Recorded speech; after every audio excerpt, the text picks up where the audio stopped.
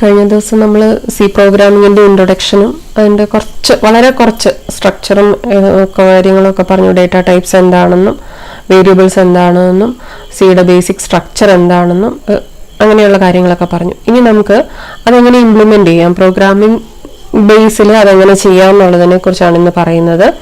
അപ്പോൾ തീർച്ചയായിട്ടും നമ്മൾ ആദ്യം അത് പ്രോഗ്രാം എഴുതണം അല്ലേ. ഹൈ ലെവൽ ലാംഗ്വേജ് എന്ന് പറയുന്നത് ഏതെങ്കിലും ഒരു ലാംഗ്വേജിൽ എഴുതണം. ഇവിടെ നമ്മൾ പഠിക്കുന്നത് സി ലാംഗ്വേജ് ആണ്. അതുകൊണ്ട് എന്ത് ചെയ്യും, സി ലാംഗ്വേജിൻ്റെ അതിൻ്റെ സിൻടാക്സിനെ ബേസ് ചെയ്ത് നമ്മൾ പ്രോഗ്രാംസ് എഴുതും. അപ്പോൾ അത് പ്രോഗ്രാംസ് എഴുതുന്നതിന് വേണ്ടിയിട്ട് നമുക്കൊരു എഡിറ്റർ വേണം. എഡിറ്റർ എന്ന് പറയുന്നത് പലതരത്തിലുള്ള എഡിറ്റർ ഉണ്ട്. ഞാനിവിടെ അത് ഡിപ്പെൻഡ്സ് ഓൺ നമ്മൾ ഏത് ഓപ്പറേറ്റിംഗ് സിസ്റ്റം ആണ് യൂസ് ചെയ്യുന്നത് അതനുസരിച്ചും കൂടെയാണ്. ഇപ്പോൾ ഇവിടെ ഞാൻ യൂസ് ചെയ്തിരിക്കുന്നത് ലിനക്സ് ഓപ്പറേറ്റിംഗ് സിസ്റ്റമാണ്. ലിനക്സ് ഓപ്പറേറ്റിംഗ് സിസ്റ്റത്തിൽ ഉള്ള എഡിറ്ററും എങ്ങനെ കമ്പൈൽ ചെയ്യാം എന്നുള്ളതൊക്കെ ആയിരിക്കും ഞാൻ ഇവിടെ വിശദീകരിക്കുന്നത്. ലിനക്സ് ഓപ്പറേറ്റിംഗ് സിസ്റ്റത്തിൽ അതിൽ തന്നെ പലതരത്തിലുള്ള എഡിറ്റേഴ്സ് ഉണ്ട്. പ്രധാനമായിട്ടുള്ളത് നാനോ എഡിറ്റർ, VI എഡിറ്റർ, പിന്നെ കുറച്ചുകൂടെ യൂസർ ഫ്രണ്ട്ലി ആയിട്ടുള്ള ജി എഡിറ്റ്. ഞാൻ ഉപയോഗിക്കുന്നത് ജി എഡിറ്റ് ആണ്. ജി എഡിറ്റ് ഉപയോഗിച്ച് നമുക്ക് എന്ത് ചെയ്യാം, ഒരു പ്രോഗ്രാം ടൈപ്പ് ചെയ്യാം. ഒരു പ്രോഗ്രാം ടൈപ്പിംഗ് എൻവയോൺമെന്റ് എടുക്കാം. ഇതിന് വേണ്ടിയിട്ട് എന്ത് ചെയ്യണമെന്ന് വെച്ച് കഴിഞ്ഞാൽ ലിനക്സ് ഓപ്പറേറ്റിംഗ് സിസ്റ്റം അത് OS അത് ലോഡ് ചെയ്യുക. ലിനക്സ് ഓപ്പറേറ്റിംഗ് സിസ്റ്റം ലോഡ് ചെയ്ത് ഞാനിപ്പോൾ ടെർമിനൽ ഓപ്പൺ ചെയ്ത് വെച്ചിട്ടുണ്ട്. നിങ്ങൾക്ക് കാണാം, ഈ കാണുന്നത് ടെർമിനലാണ്. അതിൻ്റെ പ്രോംപ്റ്റാണ് ഇവിടെ കാണുന്നത്. ഈ പ്രോംപ്റ്റിൽ നമ്മൾ എന്ത് ചെയ്യും, ടെർമിനൽ എടുക്കാൻ വേണ്ടിയിട്ട് ഈ ഡാഷ് ഹോമിൽ പോയിട്ട് ഇവിടെ ക്ലിക്ക് ചെയ്ത് ടെർമിനലിന് ടൈപ്പ് ചെയ്ത് കഴിഞ്ഞാൽ ഇവിടെ ടെർമിനൽ വരും. ഇല്ലാന്നുണ്ടെങ്കിൽ Ctrl-Alt-T പ്രസ് ചെയ്ത് കഴിഞ്ഞാൽ, ഷോർട്ട് കട്ട് കീ ആണ് Ctrl-Alt-T, ആ 3 കീയും കൂടെ സൈമിൾട്ടേനിയസ് ആയിട്ട് പ്രസ് ചെയ്ത് കഴിഞ്ഞാലും എന്ത് ചെയ്യും, നമുക്ക് ടെർമിനൽ ഓപ്പൺ ചെയ്യാൻ പറ്റും. എന്നിട്ട് ഇവിടെ നിന്ന് ടൈപ്പ് ചെയ്യുക ജി എഡിറ്റ് ഫയൽ നെയിം. ഞാനിവിടെ വെൽക്കം എന്ന് കൊടുക്കാം, WEL വെൽക്കം എന്നുള്ളൊരു മെസ്സേജ് പ്രിന്റ് ചെയ്യാൻ വേണ്ടിയിട്ടുള്ള ഒരു പ്രോഗ്രാം തന്നെ നമുക്ക് ആദ്യം എഴുതാം. പ്രോഗ്രാമിന്റെ പേര് കൊടുത്തു .c.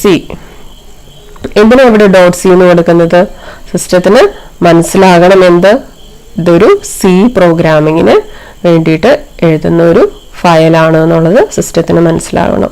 അല്ലാന്നുണ്ടെങ്കിൽ ഐഡന്റിഫൈ ചെയ്യുന്നത് എക്സ്റ്റൻഷൻ വെച്ചാണ്. ഫോർ എക്സാമ്പിൾ .c ആണെങ്കിൽ സി പ്രോഗ്രാമിംഗ് ഫയൽസ് ആണ്, .exe ആണെന്നുണ്ടെങ്കിൽ എന്താണ്, എക്സിക്യൂട്ടബിൾ ഫയൽസ് ആണ്, .jpg നിങ്ങൾക്കൊക്കെ കുറച്ചുകൂടെ ഫെമിലിയർ ആയിട്ടുള്ള ഇതൊക്കെ പറയുന്നത് MP4 എന്ന് പറഞ്ഞു കഴിഞ്ഞാൽ മൂവിയാണ് അല്ലേ. MP4 നിങ്ങൾ ലാപ്ടോപ്പിലാണെന്നുണ്ടെങ്കിൽ മൊബൈലിലാണെന്നുണ്ടെങ്കിലും ഒക്കെ എന്ത് ചെയ്യും, മൂവീസ് കാണുന്നുണ്ട്. അപ്പോൾ അതിൻ്റെ ടൈപ്പൊക്കെ എന്തായിരിക്കും, MP4 ആയിരിക്കും, അല്ലെങ്കിൽ FLV, അങ്ങനെ പലതരത്തിലുണ്ട്. അപ്പോൾ മോസ്റ്റ് കോമൺ ആയിട്ടുള്ളത് മാത്രമേ ഞാനിവിടെ പറയുന്നുള്ളൂ. MP4 ആയിരിക്കും. പിന്നെ പാട്ട് കേൾക്കുന്നുണ്ടെങ്കിൽ ഓഡിയോ ഫയൽസ് ആണെന്നുണ്ടെങ്കിൽ MP3 ആയിരിക്കും. അതൊക്കെ തിരിച്ചറിയുന്നതിന് വേണ്ടിയിട്ടാണ് എക്സ്റ്റൻഷൻസ്, ഇതിനൊക്കെ നമ്മൾ എക്സ്റ്റൻഷൻസ് എന്നാണ് പറയുക, ഈ എക്സ്റ്റൻഷൻസ് യൂസ് ചെയ്യുന്നത്. അപ്പോൾ ഇവിടെ സി പ്രോഗ്രാമിംഗ് ആണ് എന്ന് തിരിച്ചറിയുന്നതിന് വേണ്ടിയിട്ട് ഉപയോഗിക്കുന്നതാണ് എന്തെന്ന് പറയുന്നത് .c എന്ന് പറയുന്നത്. gedit .c. Enter key press ചെയ്തു. ഏതൊരു കമാൻഡും കംപ്ലീറ്റ് ചെയ്യുന്നത്, ടെർമിനൽ കമാൻഡ് എല്ലാം കംപ്ലീറ്റ് ചെയ്യുന്നത് അല്ലെങ്കിൽ ഫിനിഷ് ചെയ്യുന്നതിന് വേണ്ടിയിട്ട് നമ്മൾ ഉപയോഗിക്കുന്നത്. ഇപ്പോൾ ജസ്റ്റ് ടൈപ്പ് ചെയ്തിട്ടുള്ളൂ, എന്ത് ചെയ്യും, എൻ്റർ കീ പ്രസ് ചെയ്യുമ്പോഴാണ് അത് എക്സിക്യൂഷൻ പോസിബിൾ ആവുന്നത്. എൻ്റർ കീ പ്രസ് ചെയ്ത് കഴിഞ്ഞാൽ എന്ത് ചെയ്തു, എഡിറ്റ് വിൻഡോ വന്നു, gedit വിൻഡോ വന്നു. ഫയലിന്റെ പേര് കൊടുത്തിരിക്കുന്നത് ഇവിടെ ഡിസ്പ്ലേ ചെയ്തിട്ടുണ്ട്. എന്താണ്, .c. ടോപ്പ് ലെഫ്റ്റിൽ നിങ്ങൾക്ക് കാണാം. അത് ഇവിടെ നമുക്ക് എന്ത് ചെയ്യാം, പ്രോഗ്രാം ടൈപ്പ് ചെയ്യാം. ഇവിടെ പ്രോഗ്രാം ടൈപ്പ് ചെയ്യാൻ ആദ്യം എന്താണ്, കമന്റ് അല്ലേ, /* this is a program to display welcome എന്ന് ഞാനിങ്ങനെ കമന്റ് ചെയ്തു. ഇനി എന്ത് ചെയ്യണം, അടുത്തത് ഇൻക്ലൂഡ് ചെയ്യണം അല്ലെ, header files standard input output file include ചെയ്യണം. #include stdio.h. ഇനി ഇവിടെ നമുക്ക് പ്രത്യേകിച്ച് ഗ്ലോബൽ വേരിയബിൾ, ലോക്കൽ വേരിയബിൾ അങ്ങനെയൊന്നുമില്ല, വേരിയബിൾസ് ഒന്നുമില്ല, ജസ്റ്റ് ഒരു ഡിസ്പ്ലേ മാത്രമേ ഉള്ളൂ അല്ലെ. ഇവിടെ വന്നിട്ട് എന്ത് ചെയ്യണം, മെയിൻ ഫംഗ്ഷൻ എഴുതാം. ഇൻറ്റു മെയിൻ ഒരു ഫംഗ്ഷനാണ്. Open parenthesis and closing parenthesis കൊടുത്തു. എൻ്റർ കീ പ്രസ് ചെയ്തു, ബ്രേസസ് ഓപ്പൺ ചെയ്തു. ഞാനിവിടെ വന്നൊരു ടാബ് കീ പ്രസ് ചെയ്തു. ടാബ് കീ പ്രസ് ചെയ്തിട്ട് അവിടെയാണ് ഞാൻ എന്ത് ചെയ്യുന്നത്, printf വെൽക്കം.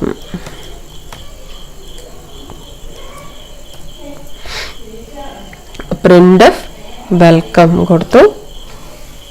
ഇനി അടുത്ത സ്റ്റേറ്റ്മെന്റ് എന്താണ്, അത് ആകെ പ്രിന്റ് ചെയ്യണം, അത്രയേ നമ്മുടെ ഉദ്ദേശമുള്ളൂ അല്ലേ. റിട്ടേൺ 0 കൊടുത്തു. അതായത് പ്രോഗ്രാം എക്സിക്യൂട്ടഡ് സക്സസ്ഫുള്ളി ആണെന്നുണ്ടെങ്കിൽ എന്ത് ചെയ്യും, റിട്ടേൺ ചെയ്ത് യൂസറിന് ഔട്ട്പുട്ട് കിട്ടും. ഇപ്പം എന്തായി, ഒരു സിമ്പിൾ സി പ്രോഗ്രാം നമ്മൾ ടൈപ്പ് ചെയ്ത് കഴിഞ്ഞു. അപ്പോൾ ടൈപ്പ് ചെയ്യുന്നതിന് വേണ്ടിയിട്ട് നമ്മൾ ഉപയോഗിച്ച എഡിറ്റ് വിൻഡോ gedit ആണ്. അവിടെ നിന്ന് നമ്മൾ കാര്യങ്ങൾ ടൈപ്പ് ചെയ്തു. ടൈപ്പ് ചെയ്ത് കഴിഞ്ഞാൽ ഇതാ ഇവിടെ ഇങ്ങനെ ഈ കഴ്സർ മൂവ് ചെയ്യുന്ന സ്ഥലം ശ്രദ്ധിക്കുക. ഇവിടെ സേവ് ബട്ടൺ ഉണ്ട്, സേവ് ക്ലിക്ക് ചെയ്യുക. അല്ലാന്നുണ്ടെങ്കിൽ Ctrl+S പ്രസ് ചെയ്താൽ മതി. ഡിഫോൾട്ടായിട്ട് വരുന്നത് Ctrl+S ആണ്. അല്ലെ അങ്ങനെ അതും അല്ലാന്നുണ്ടെങ്കിൽ ഇവിടെ ക്ലോസ് ചെയ്യുമ്പോൾ, ഇപ്പോൾ സപ്പോസ് ഇവിടെ ഈ സെമിക്കോൺ മസ്റ്റാണ്, പോട്ടെ, സെമിക്കോൺ ഡിലീറ്റ് ചെയ്തിട്ട് ഞാനിവിടെ ക്ലോസ് ചെയ്തു. ക്ലോസ് ചെയ്യുമ്പോൾ ഇവിടെ എന്ത് ചെയ്യും, മെസ്സേജ് വരും. എന്തൊക്കെയാണ്, close without saving, cancel, save. ഇവിടെ വെച്ച് സേവ് കൊടുത്തു കഴിഞ്ഞാൽ എന്ത് ചെയ്യും, സേവ് ചെയ്തിട്ട് അത് എക്സിറ്റ് ചെയ്യും. ഇല്ലാന്നുണ്ടെങ്കിൽ ക്ലോസ് വിത്തൗട്ട് സേവിങ് പറയുകയാണെങ്കിൽ ക്ലോസ് ചെയ്യാതെ എക്സിറ്റ് ചെയ്യും. ക്യാൻസൽ കൊടുത്തു കഴിഞ്ഞാൽ എന്ത് ചെയ്യും, തിരിച്ച് ഇതേ വിൻഡോയിൽ പോകും. എനിക്കിപ്പോൾ ക്യാൻസൽ കൊടുക്കണം, കാരണം എന്താ, റിട്ടേൺ 0 കഴിഞ്ഞല്ലേ ഓരോ സ്റ്റേറ്റ്മെന്റും എൻഡ് ചെയ്യുന്നത് എന്തിലായിരിക്കും, സെമിക്കോളനിലായിരിക്കും. ഇവിടെ സെമിക്കോളൻ റിട്ടേൺ 0 കഴിഞ്ഞിട്ട് ഞാൻ സെമിക്കോളൻ കൊടുത്തിട്ടില്ല. അതുകൊണ്ട് എന്ത് ചെയ്തു, ക്യാൻസൽ പ്രസ് ചെയ്തിട്ട് ഞാൻ ഇങ്ങോട്ട് പോയി. എന്തിനു വേണ്ടിയിട്ടാണ് ഞാനിത് ചെയ്തത്, ഇവിടുന്ന് ക്ലോസ് ചെയ്യുമ്പോൾ സേവ് ചെയ്യണോ വേണ്ടയോ എന്ന് ചോദിക്കും. അത് കാണിച്ചു തരാൻ വേണ്ടിയിട്ടാണ് അങ്ങനെ ചെയ്തത്. അത് നിങ്ങൾക്ക് മനസ്സിലായി എന്ന് കരുതുന്നു. എന്നിട്ട് എന്ത് ചെയ്തു, ഇവിടെ സേവ് ചെയ്യാതെ ഇവിടെ നിന്നിട്ട് ഇത് ചെയ്യുമ്പോൾ എന്ത് ചെയ്യും, സേവ് ചെയ്യണമെന്ന് ചോദിക്കും. സേവ് കൊടുത്തു. സേവ് കൊടുത്തു കഴിഞ്ഞാൽ എന്ത് ചെയ്യും, ഈ വിൻഡോയിൽ നിന്ന് പുറത്തേക്ക് വരും. പുറത്തെത്തി പ്രോംപ്റ്റിൽ തിരിച്ചു വന്നു. ഇപ്പോൾ WEL വെൽ എന്ന് പറയുന്ന ഒരു C ഫയൽ ഞാൻ ക്രിയേറ്റ് ചെയ്തു അല്ലേ. ഇതിപ്പോൾ യൂസർക്ക് അറിയാവുന്ന ലാംഗ്വേജിലായിരിക്കുന്നത്, ഇംഗ്ലീഷ് ലാംഗ്വേജിൽ അല്ലെങ്കിൽ C പ്രോഗ്രാമിങ്ങിന്റെ സിൻടാക്സിനെ ബേസ് ചെയ്തിട്ടുള്ള ഒരു ഫോർമാറ്റിലാണ് ഇരിക്കുന്നത്. ഇതിന് നമ്മൾക്ക് എന്ത് ചെയ്യണം, ഇനി കമ്പൈൽ ചെയ്യണം. കമ്പൈൽ ചെയ്ത് ലിങ്ക് ചെയ്ത് എക്സിക്യൂട്ട് ചെയ്യുമ്പോൾ മാത്രമാണ് എന്ത് ചെയ്യുന്നത്, നമുക്ക് ഔട്ട്പുട്ട് കിട്ടുന്നത്. അങ്ങനെ വരുന്ന സമയത്ത് നമ്മൾ എന്ത് ചെയ്യണം, കമ്പൈലർ എന്താ ചെയ്യുക, സോഴ്സ് പ്രോഗ്രാമിനെ ഒബ്ജക്റ്റ് പ്രോഗ്രാമായിട്ട് കൺവേർട്ട് ചെയ്യും. ഇവിടെ അങ്ങനെ കൺവേർട്ട് ചെയ്യുന്നതിന് വേണ്ടിയിട്ട് ഉപയോഗിക്കുന്ന കമാൻഡാണ് GCC, C compiler, GNU C compiler. അതാണ് GCC എന്നുള്ളത് കൊണ്ട് ഉദ്ദേശിക്കുന്നത്. GCC എന്ത് ചെയ്യണം, WEL.C കൊടുത്തു. എൻ്റർ കീ പ്രസ് ചെയ്ത് കഴിഞ്ഞാൽ എറർ ഒന്നും ഇല്ലാത്തത് കൊണ്ട് എന്ത് സംഭവിച്ചു, ആ പ്രോംപ്റ്റിലേക്ക് തിരിച്ചു വന്നു. ഇപ്പോൾ കമ്പൈൽ ചെയ്തു. ഇങ്ങനെ കമ്പൈൽ ചെയ്തു കഴിഞ്ഞാൽ എന്ത് ചെയ്യും, ഒരു ഔട്ട് ഫയൽ എക്സ്റ്റൻഷൻ .out എന്നുള്ള ഒരു ഫയൽ ക്രിയേറ്റ് ചെയ്യും. സാധാരണ ക്രിയേറ്റ് ചെയ്യുന്നത് A.out ആണ്. ഇനി അത് എക്സിക്യൂട്ട് ചെയ്യണം എന്നുള്ളത് കൊണ്ട് നമ്മൾ എക്സിക്യൂട്ട് ചെയ്യാൻ വേണ്ടിയിട്ട്, ഇപ്പൊ കമ്പൈൽ ചെയ്യാൻ വേണ്ടിയിട്ട് GCC എന്താണോ ഫയൽ നെയിം കൊടുത്തത്, ഇവിടെ കൊടുത്തത് WEL വെൽ എന്നുള്ള ഫയൽ നെയിമാണ്. ഫയൽ നെയിം .c കൊടുത്തു, അതായത് well.c എന്ന് കൊടുത്തു. അന്നേരം എന്ത് ചെയ്തു, അത് കമ്പൈൽ ചെയ്ത് സോഴ്സ് ഫയലിനെ ഒബ്ജക്റ്റ് ഫയലായിട്ട് കൺവേർട്ട് ചെയ്ത് അവിടെ സൂക്ഷിച്ചു വെച്ചിട്ടുണ്ട്. ഇനി നമുക്ക് എന്ത് ചെയ്യണം, ഇത് എക്സിക്യൂട്ട് ചെയ്യണം. എന്നാലും എക്സിക്യൂട്ട് ചെയ്ത് കഴിഞ്ഞാൽ മാത്രമേ എന്ത് ചെയ്യുള്ളൂ, നമുക്ക് റിസൾട്ട് ഡിസ്പ്ലേ ചെയ്ത് കാണുള്ളൂ. അതിന് വേണ്ടിയിട്ട് ./ ഉപയോഗിക്കേണ്ട കമാൻഡ് ./ എന്തിലേക്കാണ് ഔട്ട്പുട്ട് വന്നിരിക്കുന്നത്, A.out എന്ന് പറയുന്ന ഫയലിലേക്കാണ്. അതുകൊണ്ട് A.out എന്ന് ടൈപ്പ് ചെയ്തു. എൻ്റർ കീ പ്രസ് ചെയ്തു. ഇവിടെ നിങ്ങൾക്ക് ഈ കോർണറിൽ കാണാം വെൽക്കം. ഞാനിവിടെ അത് ഹൈലൈറ്റ് ചെയ്ത് കാണിക്കാം. വെൽക്കം എന്ന് ഡിസ്പ്ലേ ചെയ്തിട്ടുണ്ട്. ഇനി ഇത് നെക്സ്റ്റ് ലൈനിലേക്ക് വരാനും ഇതിന് ഫോർമാറ്റ് ചെയ്യാനും ഒക്കെ ഒരുപാട് കാര്യങ്ങളുണ്ട്. അതായത് നമ്മൾ വഴിയെ പഠിക്കും. അതായത് ന്യൂ ലൈൻ ക്യാരക്ടർ കൊടുത്തു കഴിഞ്ഞാൽ അടുത്ത വരിയിലേക്ക് വരും. ടാബ് കൊടുത്തു കഴിഞ്ഞാൽ കുറച്ച് നീങ്ങി വരും. അങ്ങനെയൊക്കെയുള്ള കുറച്ച് കാര്യങ്ങളുണ്ട്. അതെല്ലാം നമ്മൾ പുറകെ മനസ്സിലാക്കും. ഇപ്പോൾ ജസ്റ്റ് വെൽക്കം എന്നുള്ളത് എങ്ങനെ ഡിസ്പ്ലേ ചെയ്തു വരുന്നു എന്നുള്ളതാണ്. ഇനി ഇവിടെ വന്നിട്ട് നമുക്ക് തെറ്റൊന്നും, നമ്മൾ പെർഫെക്റ്റ് ആയിട്ടാണ് ചെയ്തത് അല്ലേ, പ്രോഗ്രാം എല്ലാം നല്ല പെർഫെക്റ്റ് ആയിട്ടാണ് ചെയ്തത്. അതുകൊണ്ട് എന്ത് സംഭവിക്കുന്നില്ല, എന്താ എറർ വന്നതെന്ന്, എറർ വന്നാൽ എന്ത് സംഭവിക്കുന്നു ഒന്നും നമ്മൾ കാണുന്നില്ല. അതുകൊണ്ട് ഒരു കാര്യം ചെയ്യാം, നമ്മൾക്ക് ആ gedit വീണ്ടും നമുക്ക് അതിലേക്ക് പോകാം. wel.c ഒരിക്കൽ കൊടുത്തു കഴിഞ്ഞാൽ അത് സേവ് ചെയ്ത് അതിലുണ്ടാവും അല്ലേ. ഇപ്പൊ നമ്മൾ ടൈപ്പ് ചെയ്ത പ്രോഗ്രാം അവിടെ ഉണ്ടാവും. നോക്കാം, ഇവിടെയുണ്ട്. ഇവിടെ വന്നിട്ട് നമുക്ക് എന്തെങ്കിലും ഒന്ന് തെറ്റ് സംഭവിച്ചാൽ എന്ത് ചെയ്യും? ഒരു ഉദാഹരണമായിട്ട് റിട്ടേൺ 0 കഴിഞ്ഞിട്ട് സെമികോളൻ കൊടുത്തില്ല. സെമികോളൻ കൊടുക്കാതെ ഞാനിത് സേവ് ചെയ്ത് എക്സിറ്റ് ചെയ്ത് പുറത്തു വന്നു. അപ്പോൾ പ്രോഗ്രാം ടൈപ്പ് ചെയ്ത് കഴിഞ്ഞാൽ നമ്മൾ എന്ത് ചെയ്യണം? കമ്പൈൽ ചെയ്യണം അല്ലേ. പുറത്ത് വന്നു കഴിഞ്ഞിട്ട് എന്ത് ചെയ്യണം? പ്രോഗ്രാം ടൈപ്പ് ചെയ്ത് കഴിഞ്ഞാൽ നമ്മൾക്ക് കമ്പൈൽ ചെയ്യാനുണ്ട്. കമ്പൈൽ ചെയ്യുന്നതിന് വേണ്ടിയിട്ട് ഉപയോഗിക്കുന്ന കമാൻഡ് ഏതാണ്? gcc എന്താണ് ഫയൽ നെയിം, അതായത് wel.c. എറർ വന്നു വേണ്ട. ഇൻ ഫംഗ്ഷൻ മെയിൻ, ഫംഗ്ഷന്റെ മെയിൻ എന്ന് പറയുന്ന ഫംഗ്ഷനിൽ എറർ ഉണ്ട്. എവിടെ? 8ാമത്തെ വരിയിൽ എറർ ഉണ്ട് എന്ന് പറയുകയാണ്. എന്താണ്? എക്സ്പെക്റ്റഡ് സെമികോളൻ ബിഫോർ എന്ന് പറഞ്ഞു. എക്സ്പെക്റ്റഡ് സെമികോളൻ, അതായത് അതാണെന്ന് പ്രതീക്ഷിക്കുന്നു എന്നാണ് അവർ പറയുന്നത്. അതാണ് എറർ എന്ന് പറയുന്നില്ല, അതാണെന്ന് പ്രതീക്ഷിക്കുന്നു. അതാവാം, വേറെ എന്തെങ്കിലും ആവാം. മോസ്റ്റ് പ്രോബബ്ലി എന്തായിരിക്കും? ഒരു സെമികോളൻ ഇടാത്തതായിരിക്കും താങ്കളുടെ എറർ എന്നാണ് എന്ന് പറയുന്നത്. എക്സ്പെക്റ്റഡ് സെമികോളൻ എന്ന് പറയുന്നത്. അവിടെ ഞങ്ങളൊരു സെമികോളൻ പ്രതീക്ഷിക്കുന്നു എന്ന് മാത്രമേ പറയുന്നുള്ളൂ. എന്ത് ചെയ്യണം? അവിടെ പോയിട്ട് നോക്കാം നമുക്ക്. wel.c 8ാമത്തെ വരിയിലാണെന്നാണ് പറഞ്ഞത് അല്ലേ. gedit wel.c പറഞ്ഞു. 1 2 3 4 5 6 7ാമത്തെ വരിയാണ്. ഏകദേശം ഒരു ഏരിയയാണ് അവർ പറഞ്ഞു തരുന്നത്. എന്ത് ചെയ്തു? അവിടെ ഒരു സെമികോളൻ നമ്മൾ ഇട്ട് കൊടുത്തു. സെമികോളൻ ഇട്ട് കൊടുത്തു. എന്നിട്ട് എന്ത് ചെയ്തു? സേവ് ചെയ്തു അല്ലേ. തിരിച്ചു വന്നു. വീണ്ടും ഇവിടെ നോക്കുക, gcc wel.c എറർ ഒന്നുമില്ല. ഇനി നമ്മൾ നേരത്തെ പറഞ്ഞു ഇൻപുട്ട് ഔട്ട്പുട്ട് ഫങ്ഷൻസ് എല്ലാം എന്തിലാണ് ഉള്ളത്? ഹെഡർ ഫയൽസിലാണ് ഉള്ളതെന്ന് പറഞ്ഞു. ഇനി ഹെഡർ ഫയൽ കൊടുത്തില്ല എന്ന് വെച്ചാൽ നമുക്ക് എന്ത് സംഭവിക്കുമെന്ന് നോക്കാം. ഹെഡർ ഫയൽസ് കൊടുത്തില്ല എന്നുണ്ടെങ്കിൽ ഇവിടെ ഈ #include stdio.h അത് ഞാൻ എന്ത് ചെയ്യുന്നു? ഇത് കമന്റ് ചെയ്ത് വെക്കാന്ന് വിചാരിക്കുക. കമന്റ് ചെയ്ത് വെച്ച് കഴിഞ്ഞാലുള്ള പ്രത്യേകത എന്താ? കമന്റ് ചെയ്യുന്നത് എക്സിക്യൂട്ട് ചെയ്യില്ല അല്ലേ. കമന്റ് ചെയ്യുന്ന ലൈനുകൾ എന്ത് ചെയ്യില്ല? എക്സിക്യൂട്ട് ചെയ്യില്ല. അപ്പൊ ഇതിലിപ്പൊ ഇല്ലാത്തതുപോലെയായി. ഇതിവിടുന്ന് ഡിലീറ്റ് ചെയ്തതിന് തുല്യമായി. എന്തുകൊണ്ടാണ് അങ്ങനെ ആയിപ്പോയത്? കമന്റിൽ കണ്ടു കഴിഞ്ഞാൽ പിന്നെ പ്രോഗ്രാം അതിലേക്ക് നോക്കില്ല. കമന്റ് കണ്ടോ /**/ കണ്ടു കഴിഞ്ഞാൽ പിന്നെ കമ്പൈലർ ആ ലൈനിലേക്ക് നോക്കില്ല. അപ്പൊ അത് അവിടെ ഇല്ലാത്തതിന് തുല്യമാണ്. ജസ്റ്റ് നമ്മൾക്കൊരു തരുന്ന ഒരു ഇൻഫർമേഷൻ മാത്രമായിട്ടായിരിക്കും എന്ത് ചെയ്യുന്നത്? കമ്പൈലർ അതിനെ കൺസിഡർ ചെയ്യുന്നത്. അപ്പൊ #include ഇപ്പൊ അവിടെ ഇല്ല. നോക്കാം എന്താ സംഭവിക്കുന്നത് എന്ന്. നിങ്ങൾ ഈ മെത്തേഡ് തന്നെ ഫോളോ ചെയ്യണമെന്നില്ല. Ctrl+S അടിച്ച് എക്സിറ്റ് ചെയ്യുകയും ചെയ്യാം. ഞാനിപ്പോൾ സേവ് ചെയ്യണം എന്നുള്ളത് റിപ്പീറ്റഡ് ആയിട്ട് ഓർമ്മിപ്പിക്കാൻ വേണ്ടി മാത്രം ഇങ്ങനെ ചെയ്യുന്നു എന്നേ ഉള്ളൂ.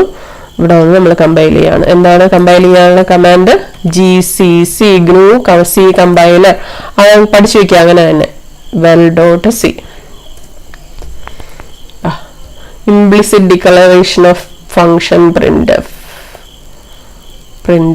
incompatible implicit declaration. ഇത് എന്തെന്നാണെന്നൊന്നും അറിയില്ല.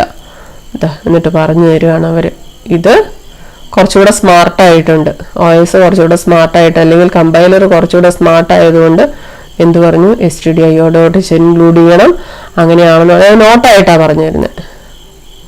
ഇവിടെയൊക്കെ വാണിംഗ് തന്നു കഴിഞ്ഞിട്ട് നോട്ടായിട്ട് പറഞ്ഞു തന്നു. എന്താണ്? stdio.h നിങ്ങളത് ഇൻക്ലൂഡ് ചെയ്യണം. Provide A declaration of printf declare ചെയ്തിരിക്കുന്നത് അതിലാണ്. ഏതിൽ? stdio.hലാണ്. നിങ്ങൾ printf ഈ പ്രോഗ്രാമിൽ ഉപയോഗിച്ചിട്ടുണ്ട്. അതുകൊണ്ട് താങ്കൾ എന്ത് ചെയ്യണം? stdio.h അതിൽ ഇൻക്ലൂഡ് ചെയ്യണം എന്ന് പറഞ്ഞു തരികയാണ്. ഇങ്ങനെ പറഞ്ഞു തരണമെന്ന് നിർബന്ധമൊന്നുമില്ല. ഇൻകോമ്പാറ്റബിൾ അല്ലെങ്കിൽ ഇംപ്ലിസിറ്റ് ഡിക്ലറേഷൻ ഓഫ് ഫംഗ്ഷൻ തന്നെയാണ് സാധാരണ വരാറുള്ളത്. ആ എറർ മാത്രമേ കാണിക്കാറുള്ളൂ. അത് എന്ത് ചെയ്യണം? അന്നേരം വീണ്ടും നമ്മൾ gedit എഡിറ്റർ ഏതാണെന്ന് മനസ്സിലായി അല്ലേ. gedit wel.c കൊടുത്തു. wel.c കൊടുത്തു. ഇവിടെ വന്ന് #include നമ്മൾ ഇതിലേക്ക് ഇൻക്ലൂഡ് ചെയ്തു.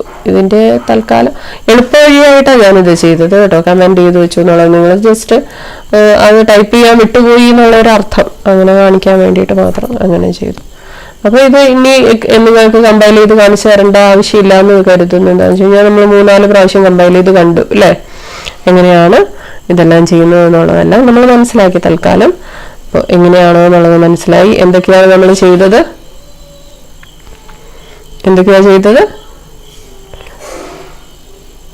ഞാൻ ഉപയോഗിച്ചിരിക്കുന്ന operating system Linux operating system ആണ് എന്ന് പറഞ്ഞു. നമ്മൾ ഓപ്പറേറ്റിംഗ് സിസ്റ്റത്തിന് ഏത് ഓപ്പറേറ്റിംഗ് സിസ്റ്റം ആണോ ഉപയോഗിക്കുന്നത് അതിനെ ഡിപ്പെൻഡ് ചെയ്ത് കുറച്ച് വ്യത്യാസങ്ങൾ ഉണ്ടായിരിക്കും. ഇത് ഓപ്പൺ സോഴ്സ് ആണ്, എല്ലാവർക്കും ഫ്രീ ആയിട്ട് അവൈലബിൾ ആണ്.